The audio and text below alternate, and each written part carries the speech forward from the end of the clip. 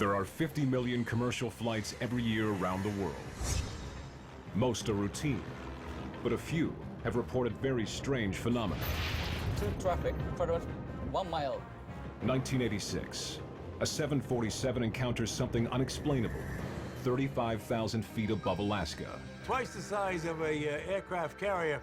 1995, a flight crew reports strange lights over Albuquerque, New Mexico.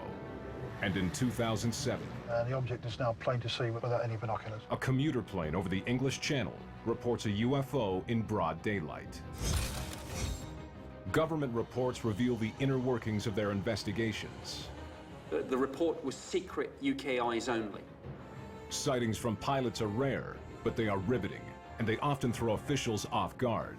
We are not in the UFO business. Are we sharing our friendly skies with something we don't understand?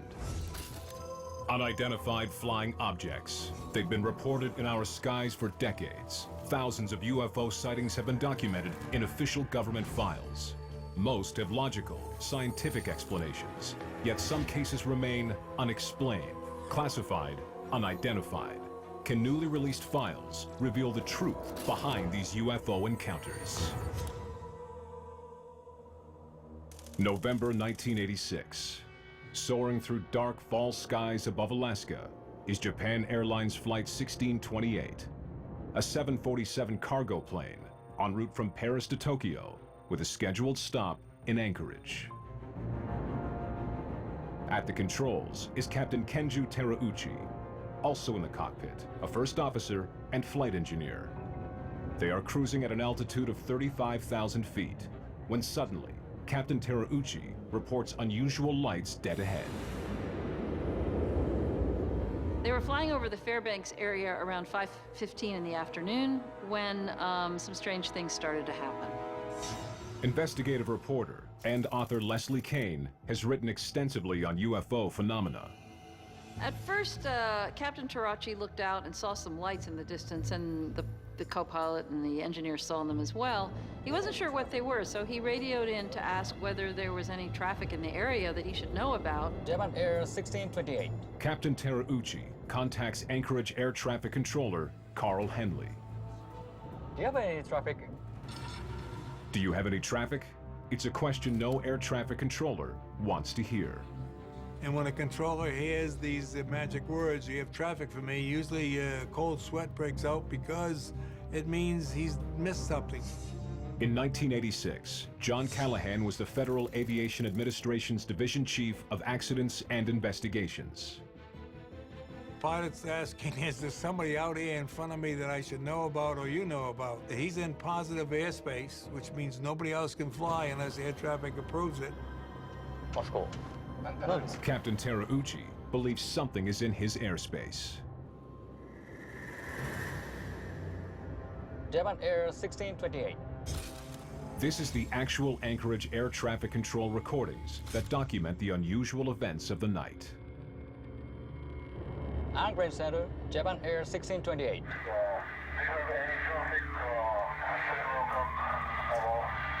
The controller checks the scope real fast.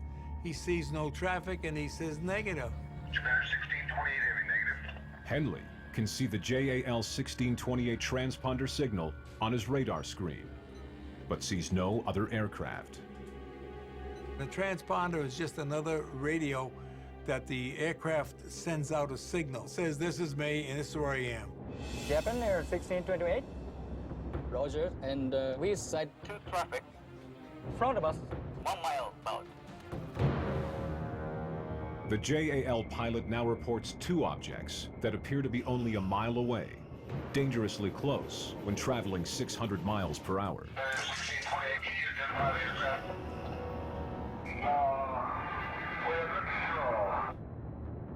The next thing the controller says, can you see any markings on it? Sir, if you're able to identify the type of aircraft and... Can you tell me if it's military, if it's civilian? Can you see any numbers on it? Anything at all to identify it? Captain Terauchi cannot identify the aircraft, but reports what he calls navigation and strobe lights in the distance. When a pilot encounters the unknown, and if that unknown presents a threat to that pilot, seconds count. Dr. Todd Curtis is an aviation safety analyst and author. Every day, there are over 50,000 takeoffs and landings. Just about every one of those takeoffs and landings are perfectly routine. But on occasion, they're extraordinary.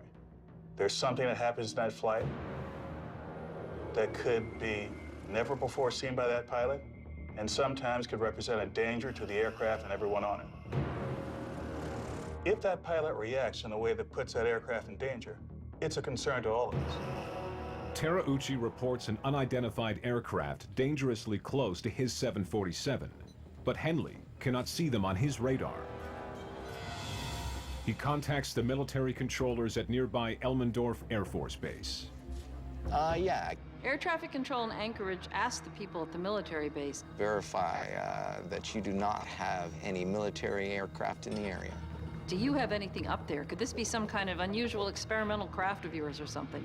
That is affirmed. We do not have anybody up there right now. ATC Anchorage asks Elmendorf controllers if the objects appear on their more sensitive radar scope. Yeah, could you look approximately 40 miles south of Fort Yukon? Elmendorf radar spots JAL 1628 on their scope. And then, something else. It looks like I'm getting a primary return. The military controller can see something on his radar, but can't confirm it's another aircraft. I don't know if it's erroneous.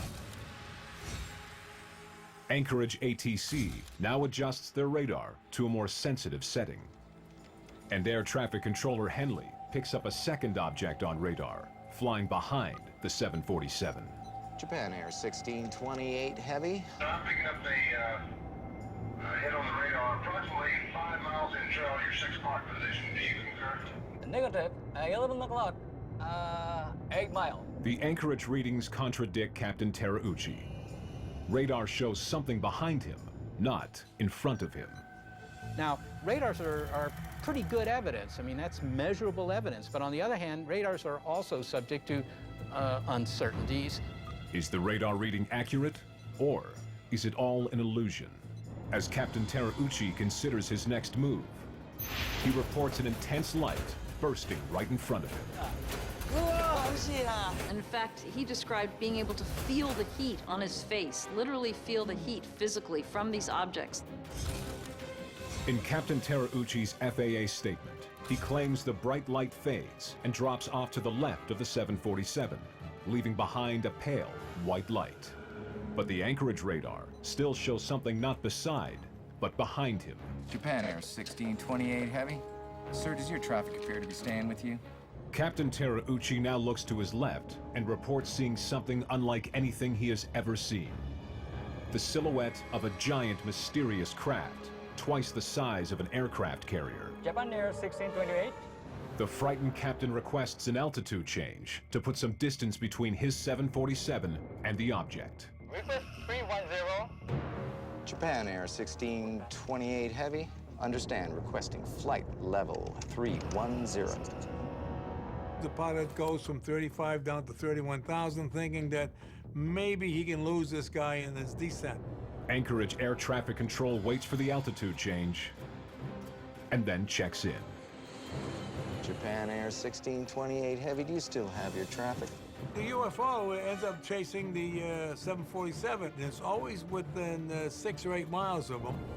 Then, Anchorage Air Traffic Controller Carl Henley asks Captain Terauchi to do something extraordinary. I'm going to request that you make a right turn. Right turn 36 360-degree turn. This is a highly unusual maneuver. When a 747 makes a 360-degree turn, it's not like you're turning around in the parking lot. He takes up a lot of airspace making this great big circle. Henley wants Terauchi to double back on the object to get a better look. The Japanese pilot's thinking, well, it's all right, because why would this guy following me make a 360? Right turn 360. They initiated the turn, and partway through it, Terauchi was looking out the window and he didn't see the lights anymore. He didn't see the object. So he sort of breathed a sigh of relief and thought maybe it was gone. Kept going around the turn. It's disappeared. Then, as Terauchi continues his 360-degree turn, he reports seeing something beyond belief. He describes it as a silhouette of a giant spaceship. Okay, and is he following him? For the first time, radar appears to confirm Terauchi's experience. Japan Air 1628. Sir, the military radar advises they Do you have a primary target in trail of you at this time? Connected only by the crackle of radio, nobody really knows what is real, what is not, and what to do next.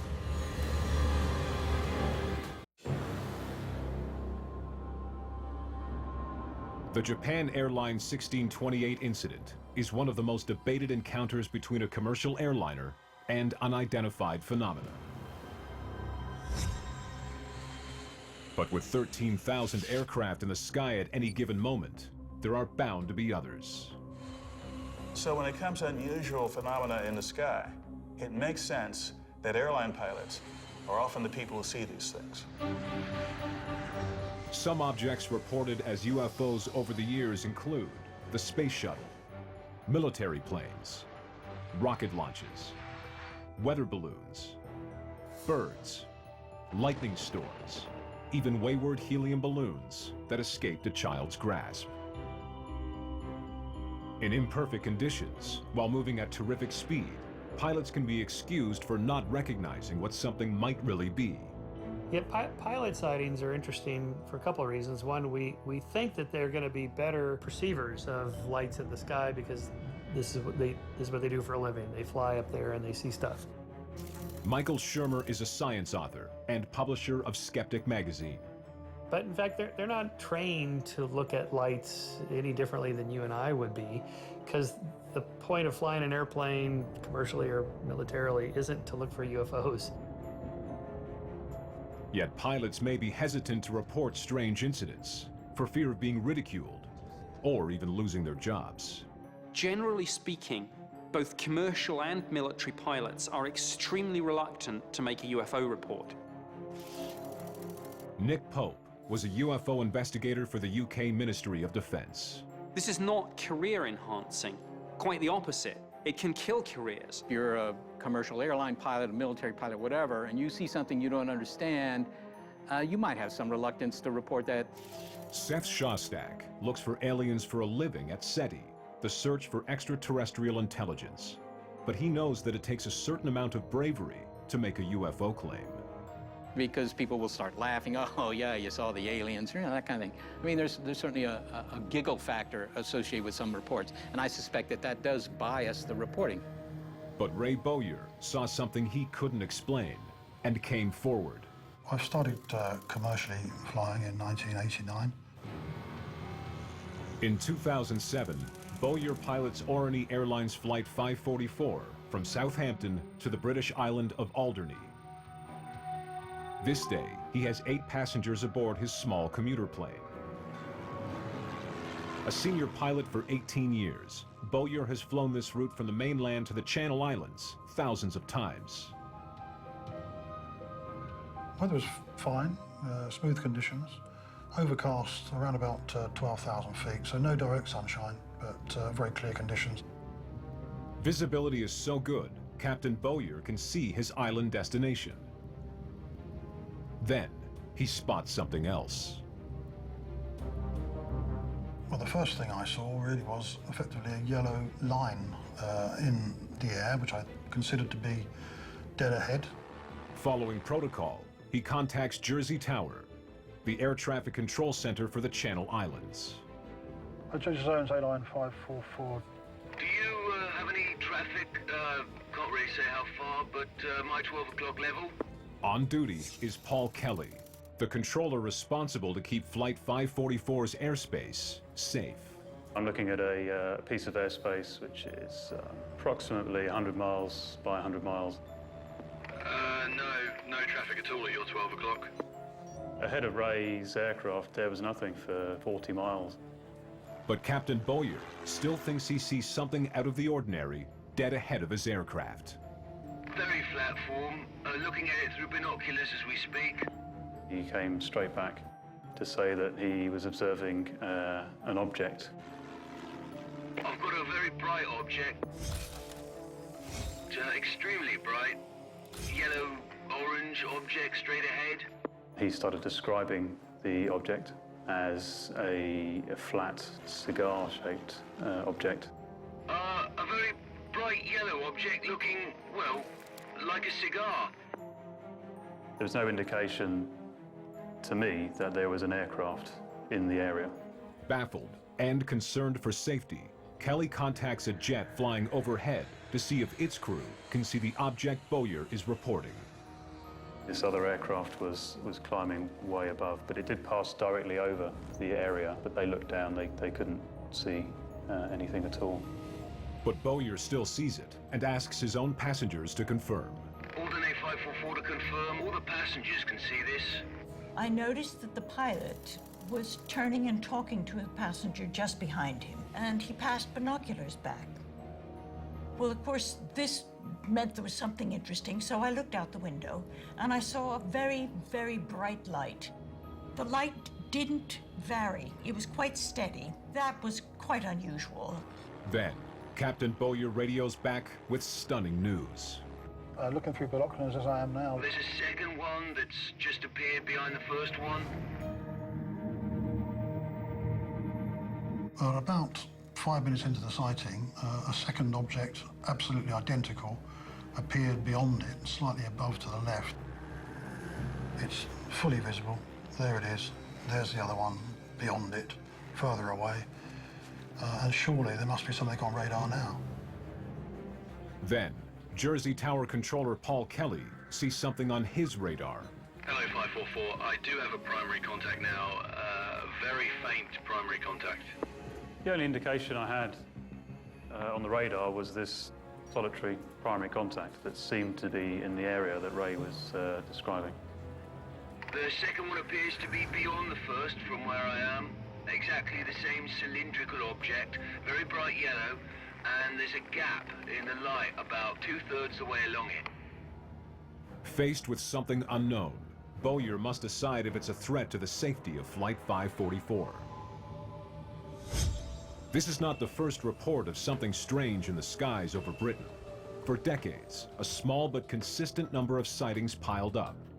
The British government finally conducted a secret 3-year study to analyze them.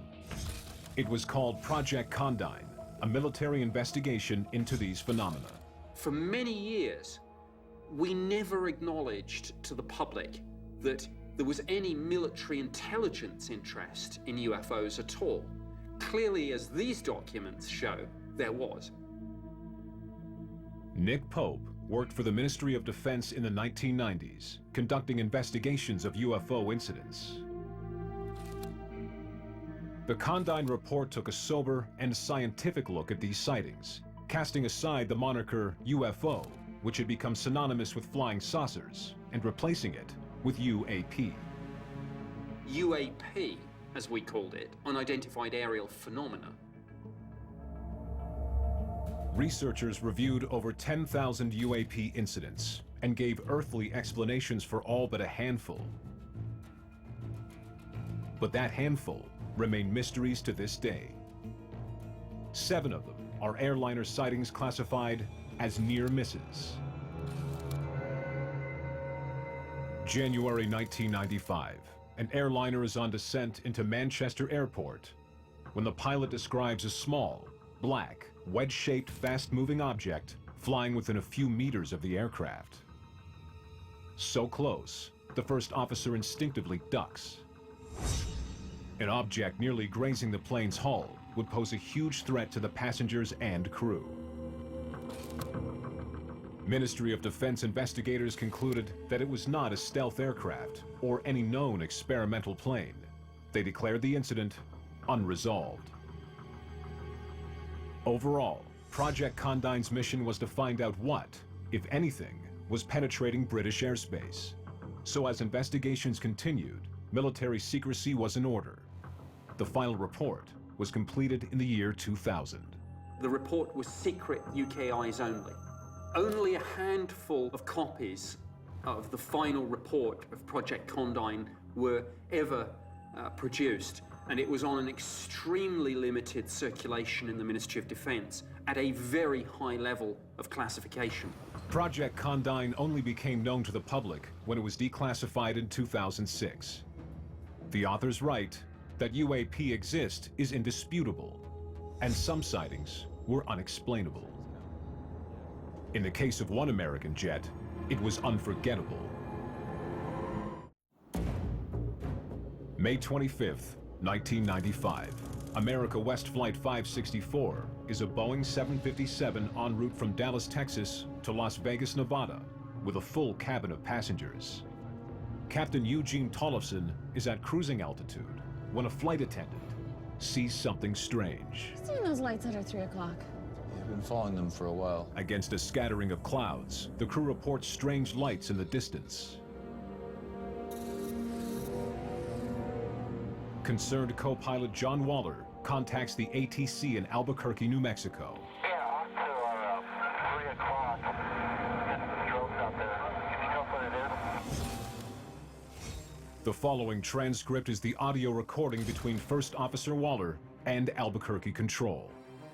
I'll tell you what, that's some, right now, I don't know what it is right now. Yeah, it's pretty odd. Hold on, let me see if anybody else knows around here.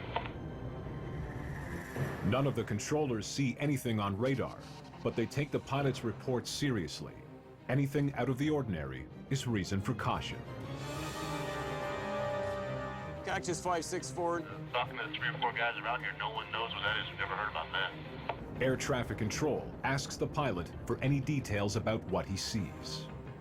It's up in the air. What's the altitude about? I don't know, probably right around 30,000 or so. There's a strobe and it's going counterclockwise. Then a flash of lightning. And Waller says the object he sees is massive. The length is unbelievable.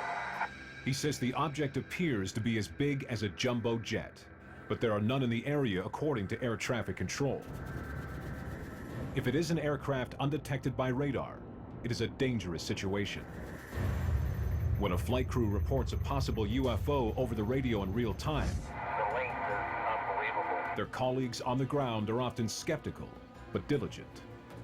So at 9:30 p.m., Albuquerque contacts the control tower at nearby Cannon Air Force Base to see if they have any military aircraft in the skies. Cannon 21. Cannon, go ahead. Guy at 39,000 says he sees something at 30,000 that the length is unbelievable and it has a strobe on it. Uh-huh. What does that mean? I don't know. It's a UFO or something. No, we haven't seen nothing like that. Okay, keep your eyes open. The radar operator at Cannon Air Force Base sees only one signal, America West 564. Cactus 564, we Checked with Cannon and they don't have any weather balloons or anything up there tonight. Nobody up front knows any idea about that. You still see it? They look again and don't see it. Negative. It was between the weather and us, and when the lightning, you can see a dark object. It's pretty eerie looking. The incident remains a mystery. Flight 564's experience bears comparison to that of Japan Airlines 1628, whose crew reported the strange lights of a possible UFO in 1986. Captain Kenju Terauchi, Japan Air 1628. with 10,000 career flight hours, reported something completely outside of his experience. Sir, if you are able to identify the Type of aircraft, can you tell? Is it military or civilian? I think it's He's having a hard time saying it's something from outer space. It's not one of ours. Never seen it before. It's not a military. Anchorage Air Traffic Controller Carl Henley enlisted another nearby airliner to have a look. They have a United 69 coming in from the south. And they asked the United 69 if they could swing him over to the left a little bit so we can see if there's anything following this 747. Japan Air 1628. Roger, I'm gonna have a United aircraft get close to you and take a look, see if you can identify the traffic. Roger that. Thank you.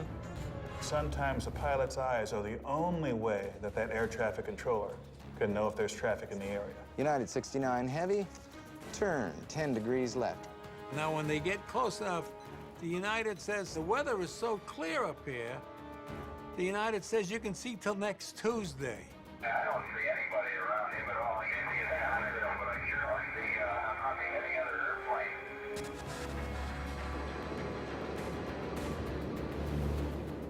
airplane. JAL Flight 1628 landed at Anchorage, and the pilot filed a report with the FAA. Following its own protocol, it did not publicize the incident. But within a few weeks, Terauchi told his story to the media, against JAL's orders.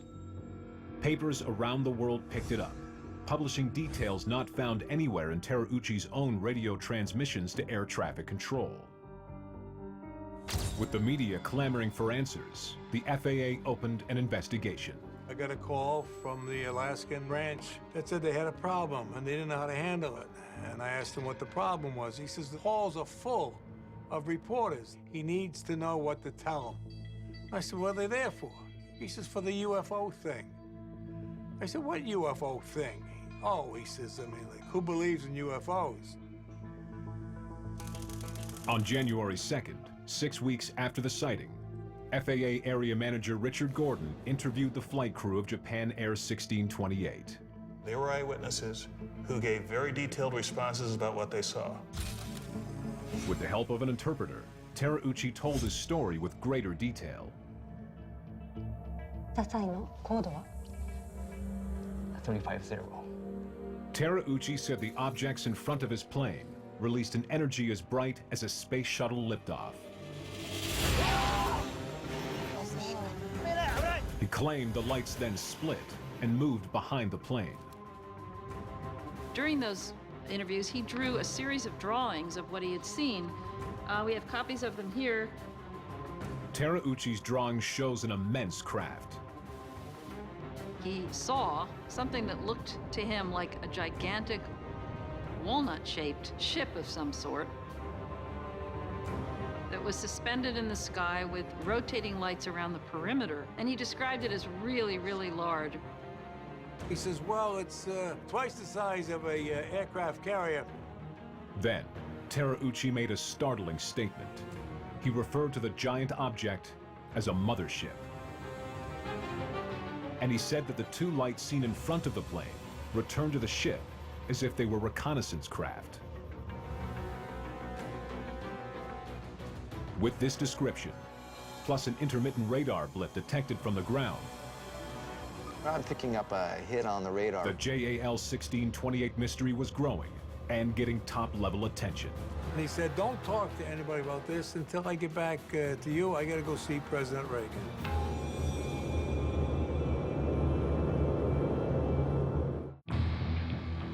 In January 1987, 2 months after the Japan Air incident, the Federal Aviation Administration assigned investigator John Callahan to the case.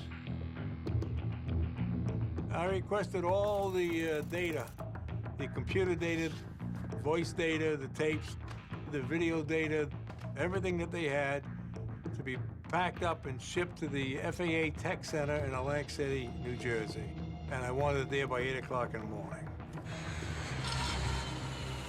Callahan's team had plenty to work with. All the dialogue was being recorded between the pilots, the air traffic controllers, the military controllers, anybody else that the controller talked to at the time, all the other pilots that were involved that was going to fly up there to check out this 747, all that information is recorded. FAA technicians created a virtual reconstruction of the 747's 31-minute encounter. He took the audio tapes, which was all the conversations between Captain Terauchi and ground control, which had been saved, and the visual shots of the radar scope. He synchronized them together.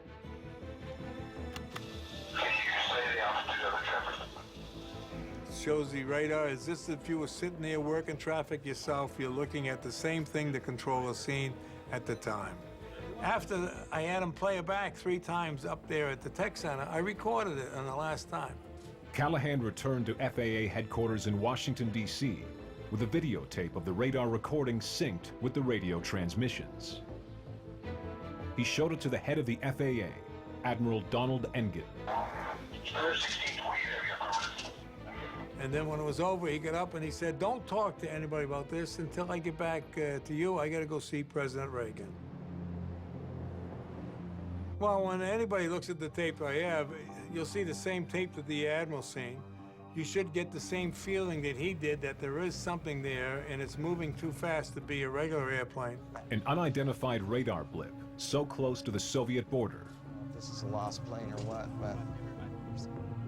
A confused captain relaying stories of an unknown aircraft. Let's go. The FAA administrator took notice and called a meeting. The administrator calls down and says, "You're going to have 3 guys from Reagan's scientific study team. You'll have 3 guys from the CIA, 2 or 3 guys from the FBI." John Callahan claims he had a meeting with senior U.S. intelligence officers at the FAA. So the next morning, I brought up with me all the experts that you could find in the FAA at the time. I didn't want to be embarrassed in not saying I don't know the answer to any question. Gordon Kennedy, CIA. John Callahan, FAA. There were about 20 people in the room, and he was very taken by how interested the CIA was in this data. So what we've done is we put a video together. The video is going to show exactly what the air traffic controllers saw that evening in real time. You don't have to know a lot about air traffic, but once we point out that this slash is the airplane and this dot is something that doesn't belong there. Let's roll the video.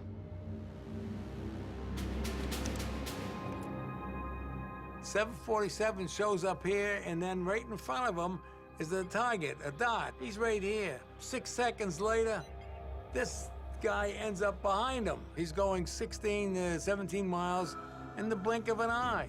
That's a pretty fast airplane. But the way radar works leaves it open to interpretation, especially when it comes to speed. Radar works because it sweeps a beam of energy out into the sky. Between 2 sweeps, there's a certain amount of time. And based on the difference in return, they can take those differences and figure out the speed. One thing you certainly have to be careful when you interpret radar data, you know, the kind of false alarms we've actually seen in astronomy too, where you see something in this direction and then you see something in that direction, and there's a temptation to assume it's the same thing, and it's obviously moving at, you know, half the speed of light or something very fast, because to get from here to there, it would have to do that. But it may be that those are 2 unrelated phenomena that just happen to light up sequentially. So, you know, it's easy to make a mistake. So according to this radar data of JAL 1628, either some aircraft was shifting positions with otherworldly velocity, or it was a false reading. Can we see that again, please? But as the radar data unfolds with the cockpit recording in real time, it appears very convincing. So I turned to the guy and I said, "What do you think it was?" What are we talking? Stealth bomber? He says, "Oh no, oh no, it was a UFO." He says, "It was a UFO." Did the CIA agent mean he thought the incident was truly an extraterrestrial sighting, or simply something unidentified? The FAA's final report on the incident will soon reveal the government's official explanation and ignite a debate that continues today. March 5th, 1987. Almost 4 months after Japan Airlines Flight 1628 made headlines around the world. This is a photograph of the flight path, which came down here. Federal Aviation Administration spokesman Paul Stoic holds a press conference. You've got something reported at 35,000 feet under our air traffic control, and you've got somebody flying an aircraft that size, and they report seeing something 8 miles away from them. We take that very seriously. The FAA released their final report on JAL 1628. They conclude that there was no UFO over the skies in Alaska, but that the problem was strictly a technical issue. They believe that the radar picked up a split signal caused by the aircraft and transponders sending separate information, appearing as 2 targets. The radar is interpreting the physical return as one signal, and the transponder is coming from a different location. So it looks to the radar operator as though there are two objects out there, when in fact there are only one. But what about the eyewitness testimony of the flight crew? It turns out their stories did not match up well. According to their interviews with the FAA, 2 of the 3 crewmen saw only strange lights. Only Captain Terauchi claimed to see an actual ship.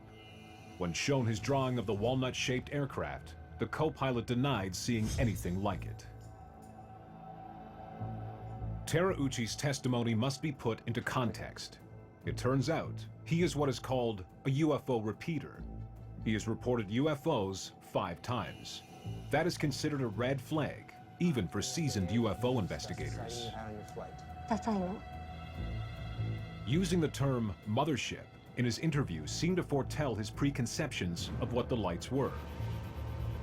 In his FAA statement, Terauchi said he felt there was a living creature in it, and he hoped that we humans will meet them in the near future. His employer, JAL, apparently had enough. The pilot of JAL 1628 was actually grounded for about a year, simply as a result of speaking out about his UFO sighting. He embarrassed the Japanese nation by saying he saw a UFO. That's the nature of the game at that time. John Callahan still thinks the FAA's final conclusions of what happened that night are off the mark. The first time we read that report, we kind of laughed. We wondered who could put it together, because it can't be a radar controller involved saying these things. I have no doubt in my mind, after reading the FAA's report from the West Coast, that it was nothing more than a cover-up so that the American public wouldn't be worried about the UFOs visiting our Earth. No one else ever claimed any kind of cover-up, and John Callahan is on the record with his beliefs that aliens have visited our planet. He's not alone. 1/3 of all Americans believe that extraterrestrials have visited, and a full 3/4 believe it's at least possible. But in the case of the JAL incident, there are more earthbound explanations to consider. For one, the Cold War was a daily reality in 1986. Soviet and American bombers were a constant presence in the skies over the Arctic. Could the stray radar signal have been a secret Soviet plane? When the Soviets would fly aircraft near Alaska, they wouldn't have transponders on. They wouldn't announce their presence. They would make the air traffic controllers and make the Air Force work to figure out where they were. But no evidence has ever emerged that the phenomenon reported by JAL 1628 was a Soviet craft. Another theory comes from noted UFO skeptic Phil Klass. He calculated the position of planets during the flight and noted that a very bright Jupiter would have been off to the left, where Terauchi first reported the UFO. And at just 10 degrees above the horizon at twilight, it would appear roughly at his altitude. The kinds of things that can fool even, I think, trained pilots are, for example, bright planets. And for people who are not paying attention to the night sky very much, it's a little startling. Celestial bodies could have also played a role in America West Flight 564 over New Mexico in 1995. Off our 3 o'clock, we've got some strobes going out there. Could you tell us what it is? From 30,000 feet, a distant planet or star can appear to strobe, giving the illusion of a UFO. There's a strobe and it's going counterclockwise. Can this rare stellar anomaly be what America West 564 saw? There are extensive records of military pilots and commercial pilots seeing things in the sky that are unidentified. Dr. Michael D. Robertus is a professor of astronomy at York University in Toronto. Some of the brightest stars can give an illusion that they're strobing, that is changing brightness really rapidly.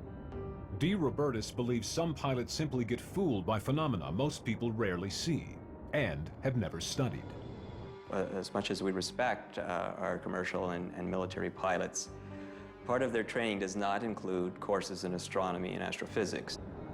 The sky is filled with a lot of apparitions and mystery, but not all of them are UFOs. With only eyewitness reports to go on, there is little to investigate or confirm. I've talked to people who claim to have seen things, including astronauts, and you listen to their stories and they're not terribly convincing, and those are stories nonetheless. I mean, those are stories, but it doesn't convince me of the science. Isaac Newton didn't resort to stories to prove his theories of gravity, and that isn't what it takes. But one story does remain firmly in the realm of unsolved mystery. Orny Airlines Flight 544. The encounter was in broad daylight over the English Channel. It was really getting a little late for descent, so it had to start going down. Frankly, I was quite glad of that, because these things were now fully visible without the use of any binoculars. As Bowyer descends, air traffic controller Paul Kelly still sees an object intermittently on his radar. He contacts other aircraft in the area to take a look. Scarlet 597 Papa, some previous traffic into Alderney reported seeing some unidentified objects. Could you advise me if you see anything? Yeah, will do. Sounds very strange. Maybe UFOs in the area. Then, Paul Kelly's radio crackles. Jersey B-Liner 832. Another pilot has seen something. North-northeast towards Alderney, he could see an object matching the description that Ray had given. We've got something at about 8 o'clock resembling the description. Once I'd heard the second pilot apparently confirm the sighting from an opposite direction, that's where it became really quite strange. This was important for Paul Kelly because this eliminated a lot of explanations of an optical illusion or reflection that would have been possible had there only been one person looking at it. But Kelly's radar wasn't giving him the whole picture. Paul Kelly's radar had a filter that blocked out slow-moving radar returns. Kelly re-examines the data without the filter. What we do see on here with the raw data are two definite tracks here of objects, slow-moving, but definite contacts. Now Kelly sees the entire picture. Ray Bowyer's aircraft is on the right. The second plane is on the left. So when the pilot said that they saw these objects, they were moving slowly, and the radar didn't pick them up, that doesn't surprise me. Kelly's radar would not have picked up the slow-moving but extremely large signal between the planes. When Paul Kelly looked at the radar returns, it indicated that there was something out there reflecting radar energy back to that radar. It certainly backs up what Ray was describing in terms of the apparent scale. He described at one point the object possibly being Boeing 737 sized. Bowyer did not shy away from reporting exactly what he saw, and he did so as soon as he landed. I thought this must be reported immediately. I went into our operations department, made an official report. The information Bowyer provided is so immediate, it remains one of the most thorough UFO reports ever filed. The report includes drawings of what Bowyer says he saw that day. Was it something in the sky, a natural phenomenon that was reflecting radar energy? Or was it something that can't really be interpreted or explained by clouds or other natural phenomena? There are no clear answers to this sighting. It remains a well-documented mystery. Project Condign was Britain's recently declassified 3-year investigation into unidentified aerial phenomena, or UAPs. Amid the thousands of cases reviewed were other sightings from commercial pilots. Most were scientifically explained, and a few were not.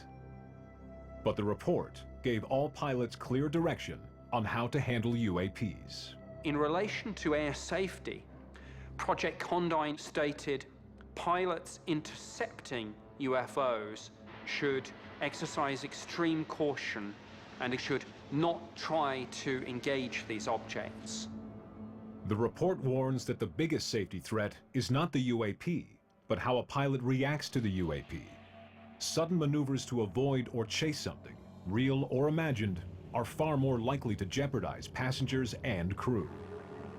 If a pilot is in a situation where they're dealing with something unknown, they might take some kind of impulsive action. Project Condign discussed extensively the issue of pilot encounters with UFOs. The message seemed clear. Although there was no apparent hostile intent, there was certainly the perception of danger. In America, The FAA's official policy for pilots who want to report a UFO sighting is to contact an Unexplained Phenomena Reporting Data Collection Center. So it is not discouraging reports of unidentified flying objects, but, at least officially, the FAA is out of the UFO investigation business. 3 aircraft, 3 experienced crews. First time in 15 years I've ever seen anything like this. Each reporting phenomena beyond their experience and training.